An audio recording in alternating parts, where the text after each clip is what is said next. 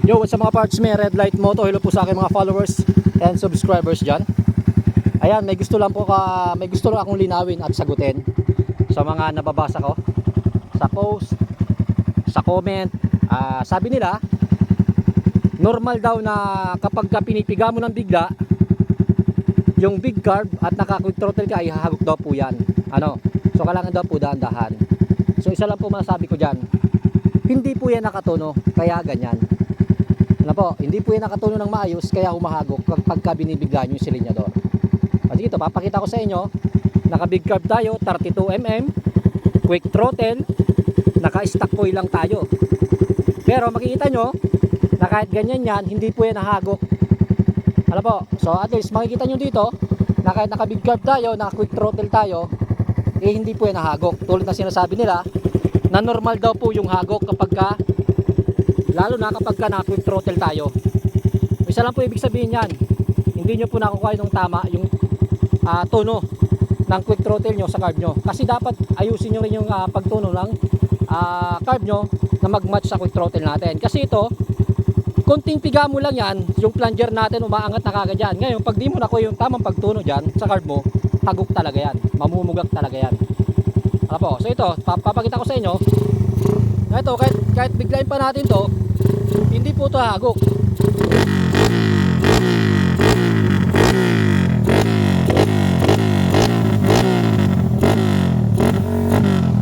Diba? Hindi siya mahagok. Kasi po nakatuno siya na maayos. Kasi pag hindi mo ituno ng maayos, konting piga mo lang, quick throttle yan, hahagok talaga yon. Isipin mo, 32mm pa yan. Naka-stock coil pa tayo. Lalo siguro kung gumamit tayo ng race coil, mas malakas yung kurente, mas madaling sunugin yung air fuel mixture natin. Diba? So isa lang po ibig sabihin yan, hindi po yan nakatuno ng maayos, kaya ganyan.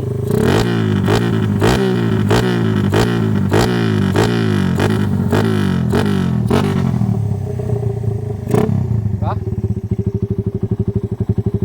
Ito sa akin, hindi pa ito masyadong 100% nakatuno, pero may kunting pa siya, may kunting hagok-hagok pa. Pero kita nyo naman, kahit biglayin natin yan, wala siyang yung tawag yun, yung mabubulunan talaga siya pagka ginanon mo yung wakakakok. Diba? O wala.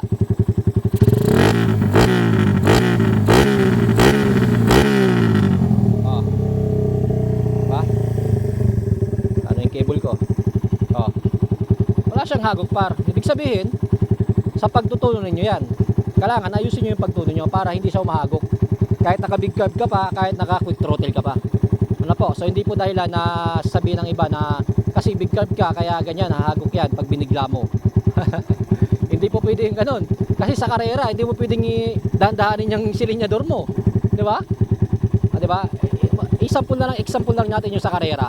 Hindi mo pwedeng dahan-dahanin yan. Sa starting par, full throttle yan par. Pag humagok yan, wala na. Diba? Kaya tinutuno ng maayos yung par. Hindi pwedeng sabihin ng iba na normal yan sa big carb at sa quick throttle. Tunuin nyo po na maayos.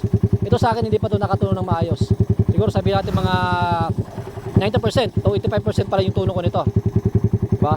May kunting hagok-hagok pa to, pero mas okay na siya kaysa kumpara dun sa pag binigla mo, hagok talaga. Diba?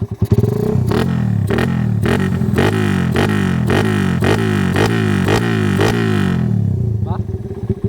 Sagad na yan par. Yung plunger niya umaangat kasi kung throttle yan par. Konting ganyan mo lang yung plunger natin, angat yan. Ayan par, tunuin nyo na maayos para siguradong walang hagok at bugak. Alright.